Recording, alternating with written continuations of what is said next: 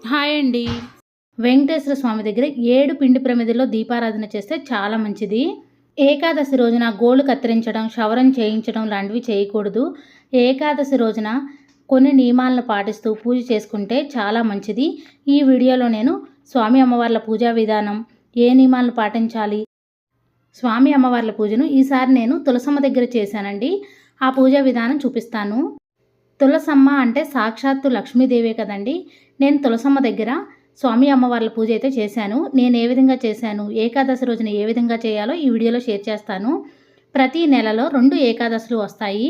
అయితే అన్ని ఏకాదశుల కంటే ఆషాఢ మాసంలో వచ్చే ఏకాదశికి చాలా ప్రాముఖ్యత ఉంటుంది. జూలై 31వ తేదీన అనగా బుధవారం రోజున కామిని ఏకాదశి వచ్చింది. ప్రతి ఏకాదశి రోజున మీ ఇంట్లో ఖచ్చితంగా పూజ చేసుకోవాలి. ఏకాదశి రోజున ఇంట్లో పూజ చేసుకుంటే మీ ఇంటిపై దేవుని ఆశీర్వాదం ఉంటుంది. మీ ఇంట్లో ఎలాంటి కష్టాలు లేకుండా ఉంటాయి. అలాగే ఈ కామిని ఏకాదశి రోజున ఎన్నో శుభయోగాలు కలిసి వస్తాయి. కాబట్టి ఈ కామిని ఏకాదశి రోజున ప్రతి ఒక్కరూ ఇంట్లో పూజ చేసుకొని కొన్ని పరిహారాలను చేస్తే మీ ఇంటికి అఖండ రాజయోగం వరిస్తుంది. ఈ కామిని ఏకాదశి రోజున అతి శక్తివంతమైన అమృత యోగం ఏర్పడుతుంది. ఈ ఏకాదశి నుండే మనకి పండగలన్నీ ప్రారంభమవుతాయి. వరలక్ష్మి వ్రతం, శ్రావణ పౌర్ణమి, వినాయక చవితి ఇలా 15 రోజులకి ఏదో ఒక పండగ వస్తూనే ఉంటుంది. ఈ ఏకాదశి రోజున స్వామి అమ్మవార్లిద్దరినీ భక్తి శ్రద్ధలతో పూజిస్తే స్వామి అమ్మవార్ల అనుగ్రహం మీ మీద ఉంటుంది. స్వామి అమ్మవార్ల పూజను పూజా మందిరంలో అయినా చేసుకోవచ్చు, లేదంటే పీఠం ఏర్పాటు చేసుకునైనా పూజ చేసుకోవచ్చు అండి. నేనైతే ఈ రోజున తులసి కోట దగ్గర పూజ చేసుకుంటున్నాను, అది చూపిస్తున్నానండి.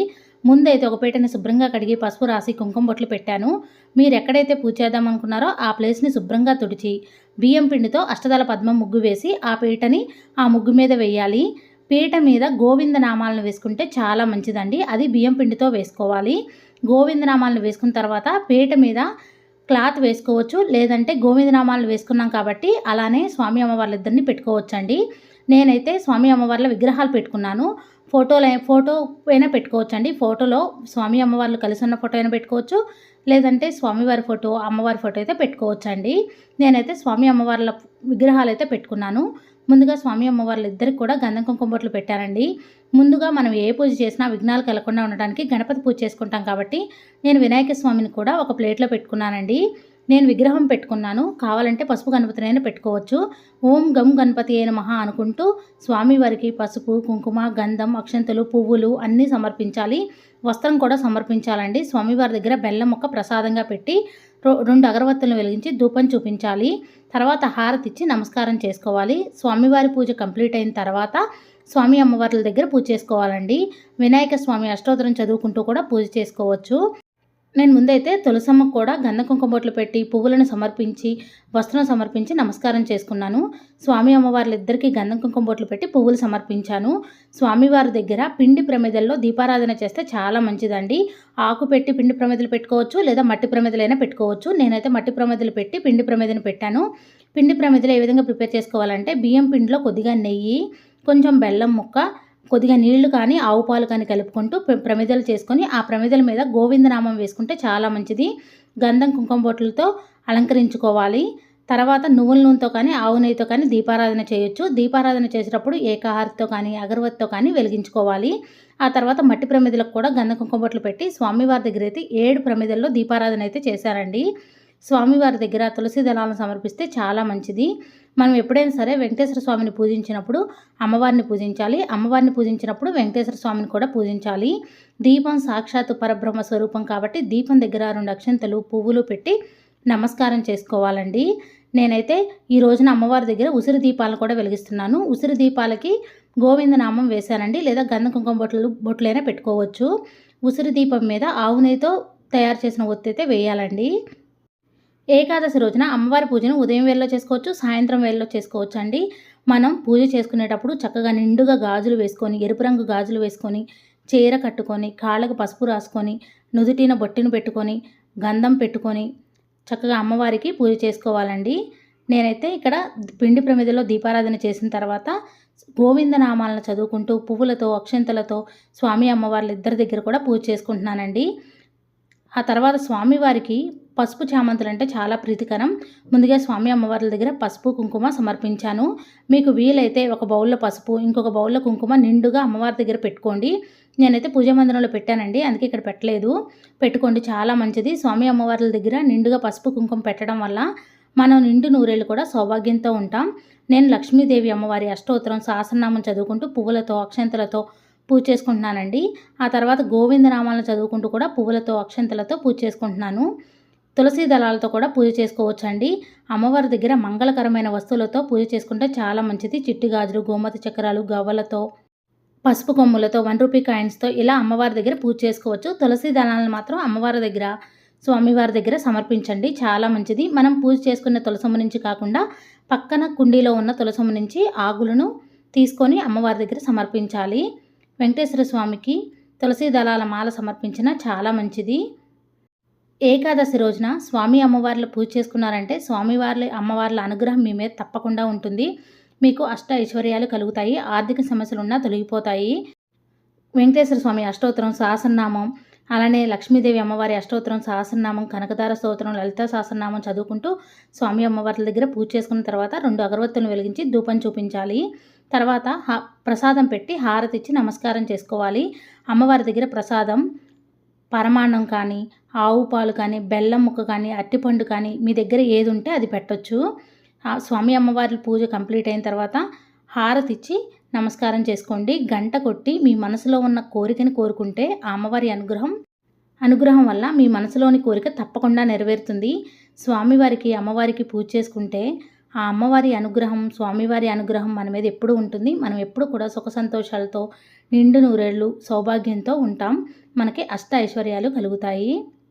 ఏకాదశి రోజున స్వామి అమ్మవారిని పూజించడం వల్ల కోటి జన్మల పుణ్య ఫలితం అనేది మనకు దక్కుతుంది.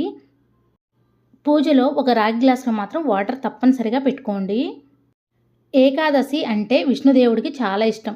కాబట్టి ఏకాదశి రోజున ఎవరైతే భక్తి శ్రద్ధలతో విష్ణుదేవుణ్ణి పూజిస్తారో వారి జీవితంలో ఏ కష్టాలు లేకుండా, తెలియక చేసిన పాపాల నుండి విముక్తి పొంది సుఖ సంతోషాలతో, సిరి సంపదలతో, ఆయురారోగ్యాలతో జీవిస్తారు. ఈ రోజున చేసే దీపారాధన వల్ల రెట్టింపు పుణ్యఫలం పొందవచ్చు. ఏ ఇంట్లో అయితే ఈ ఏకాదశి రోజున పూజ చేస్తారో ఆ ఇంట్లో లక్ష్మీదేవి స్థిర నివాసం ఉంటుంది. రోజు పూజ చేయలేని వారు ఈ కామిని ఏకాదశి రోజున ఇంట్లో పూజ చేస్తే రోజు పూజ చేసినంత పుణ్య ఫలితం ప్రాప్తిస్తుంది. ఈ కామిని ఏకాదశి రోజున తెల్లవారుజామునే నిద్రలేచి తలస్నానం చేసి మీ ఇంటిని శుభ్రం చేసుకొని మీ పూజ గదిని అలంకరించుకొని దీపం వెలిగించి పూజ చేయండి. ఈ ఏకాదశి రోజున మరీ ముఖ్యంగా పంచముఖ దీపం వెలిగిస్తే చాలా మంచిది. లేదా 5 ఒత్తులు వేసి దీపం వెలిగించవచ్చు. ఇలా దీపారాధన చేసి స్వామివారిని ప్రార్థించాలి.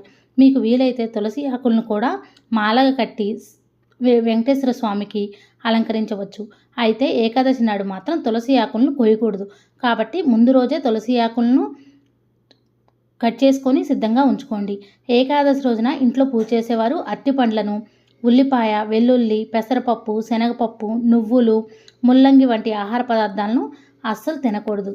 అలాగే ఈ ఏకాదశి రోజున మీ ఇంట్లో ఉన్న చెత్తను బయట పడేయడం మంచిది కాదంట. ఇలా చేస్తే మీ ఇంట్లో ఉన్న సంపదలు తొలగిపోతాయని జ్యోతిష్య శాస్త్ర నిపుణులు సూచిస్తున్నారు. ఈ కామిని ఏకాదశి రోజున మీ ఇంటి గడపకు పసుపు రాసి కుంకుమతో అలంకరణ చేయాలి. పచ్చగా ఉన్న గుమ్మాన్ని చూసి లక్ష్మీదేవి మీ ఇంట్లోకి అడుగు పెడుతుంది. హిందూ విశ్వాసాల ప్రకారం ఈ కామిని ఏకాదశి రోజున సాయంత్రం సమయంలో ఉప్పు తినకూడదు. ఈ ఏకాదశి రోజున ఉప్పు తింటే మీ జాతకంలో దోషాలు ఏర్పడి మీకు అనారోగ్య సమస్యలు వచ్చే అవకాశం ఉంది. అలానే ఈ రోజున అన్నం తినకూడదు. వీలైతే గోధుమ రవ్వ ఉప్మా తిని ఉపవాసం ఉండొచ్చు. వీలైనంత వరకు ఏకాదశి రోజున ఉప్పు తినడం, బియ్యం తినడం మానేయండి. ఈ ఏకాదశి రోజున ఒక పసుపు వస్త్రం తీసుకొని అందులో 7 లవంగాలు వేసి మూట కట్టి మీ పూజ గదిలో ఉంచి ధూపం వేయండి. ఇలా చేస్తే మీ ఇంట్లోకి విపరీతంగా డబ్బు వస్తుంది. ఈ ఏకాదశి రోజున మీ ఇంట్లో పూజ చేసుకుంటే మీ కష్టాలన్నీ తొలగిపోయి అఖండ ఐశ్వర్యం లభిస్తుంది. ఏకాదశి రోజున మీరు పూజ చేసేటప్పుడు పసుపు రంగు బట్టలను ధరిస్తే చాలా మంచిది. పూజలో దేవునికి నైవేద్యంగా 2 అరటిపండ్లను కానీ, బెల్లం ముక్కను కానీ నివేదించండి. ఈ ఏకాదశి రోజున ఇంట్లో పూజ చేసేవాళ్ళు ఓం వాసుదేవాయ నమః అనే మంత్రాన్ని 108 సార్లు జపిస్తే విష్ణుదేవుని అనుగ్రహం వల్ల భోగభాగ్యాలను పొందుతారు. ఏకాదశి రోజున సాయంత్రం సమయంలో మీ ఇంటి గుమ్మం ముందు 2 దీపాలను వెలిగిస్తే మీ ఇంట్లోకి ముక్కోటి దేవతలు అడుగు పెడతారంట. ఈ 2 దీపాల్లో ఒకటి విష్ణుదేవునికి అంకితం, మరో దీపం లక్ష్మీదేవికి అంకితం. ఎవరైతే ఏకాదశి రోజున సాయంత్రం సమయంలో ఇంటి ముందు 2 దీపాలు వెలిగిస్తారో వారింటికి లక్ష్మీదేవి ఖచ్చితంగా వస్తుంది. లక్ష్మీదేవి ఉన్న ఇంట్లో డబ్బు కష్టాలుండవు. అలాగే ఏకాదశి రోజున జిల్లేడు మొక్కకు పసుపు నీళ్లు పోస్తే మీకు బాగా కలిసొస్తుంది. మీ ఇల్లంతా సిరి సంపదలతో నిండిపోతుంది. ఏకాదశి రోజున లక్ష్మీదేవి మరియు విష్ణుదేవుడు రావి చెట్టులో కొలువుంటారని నమ్మకం. కాబట్టి ఈ ఏకాదశి రోజున రావి చెట్టును ముట్టుకొని నమస్కారం చేసి రావి చెట్టుకి 3 ప్రదక్షిణలు చేస్తే ముక్కోటి దేవతల ఆశీర్వాదం లభిస్తుంది. అలాగే మీ ఇంట్లో డబ్బు సమస్యలు లేకుండా మీ ఇంట్లో పుష్కలంగా డబ్బు ఉంటుంది. ఏకాదశి రోజున ఇంట్లో ఉన్న స్త్రీలు కంటతడి పెట్టకూడదు. స్త్రీల కంటతడి పెట్టిన ఇంట్లో లక్ష్మీదేవి ఉండదు. ఏకాదశి రోజున తలకి నూనె రాయకూడదని పండితులు అంటున్నారు. ఏకాదశి రోజున మీ తలకు నూనె పెట్టుకుంటే మీ ఆయుష్ తగ్గుతుందంట. మీ ఇంట్లో ఆదాయానికి మించిన మీకు ఖర్చులు ఉంటే ఏకాదశి రోజున మీ కాలికి నల్లదారం కట్టుకోండి. ఏకాదశి రోజున కాలికి నల్లదారం కట్టుకుంటే మీకు అదృష్టం కలిసి వస్తుంది. ముఖ్యంగా కామిని ఏకాదశి రోజున సాయంత్రం సమయంలో అన్నం తినకూడదు. ఎందుకంటే ఈ ఏకాదశి రోజున వడ్ల ధాన్యాల్లో సకల పాపాలు నివసిస్తాయంట. కాబట్టి ఈ ఏకాదశి రోజున అన్నం తినడం వల్ల పాపాలన్నీ మీ శరీరంలోకి చేరతాయి. లక్ష్మీదేవి అనుగ్రహం వల్ల మీరు త్వరగా ధనవంతులు కావాలంటే ఈ ఏకాదశి రోజున కొన్ని తులసి ఆకులను తీసుకొని వాటిని ఎర్రగుడ్డలో మూటకట్టి మీ బీరువాలో పెట్టండి. ఇలా చేస్తే మీకున్న డబ్బు సమస్యలన్నీ తొలగిపోతాయి. ప్రస్తుత కాలంలో ఎంతోమంది దంపతులు పిల్లల కోసం ఎదురు చూస్తూ ఉన్నారు. సంతానం లేనివారు ఏకాదశి రోజున కృష్ణుడికి 2 తామర పువ్వులను సమర్పించడం వల్ల మీకు సంతాన ప్రాప్తి కలుగుతుంది. సకల దేవుళ్ళు రావి ఆకులో ఉంటారని నమ్మకం. కాబట్టి ఏకాదశి రోజున పూజ చేసేటప్పుడు 2 రావి ఆకులను తీసుకొని వాటికి గంధం కుంకుమ బొట్లు పెట్టి మీ పూజ గదిలో ఉంచి పూజ చేయండి. పూజ పూర్తయిన తర్వాత ఆ రావి ఆకులకు నమస్కారం చేసి మీ పర్సులో కానీ బీరువాలో కానీ ఉంచండి. ఇలా చేస్తే మీ పర్సులో ఎల్లవేళలా డబ్బు ఉంటుంది. తెలుసుకున్నారు కదండి, కామిని ఏకాదశి రోజున పూజ ఏ విధంగా చేయాలి, ఎలాంటి పరిహారాలు పాటించాలి. మరిన్ని వీడియోస్ కోసం మన ఛానల్ని సబ్స్క్రైబ్ చేయండి. నా వీడియో మీకు నచ్చినట్టయితే లైక్ చేయండి, షేర్ చేయండి, కామెంట్ చేయండి ఫ్రెండ్స్. కొత్త వారు ఎవరైనా మన ఛానల్ చూస్తున్నట్టయితే సబ్స్క్రైబ్ చేసుకోండి. Thank you for watching. Bye అండి.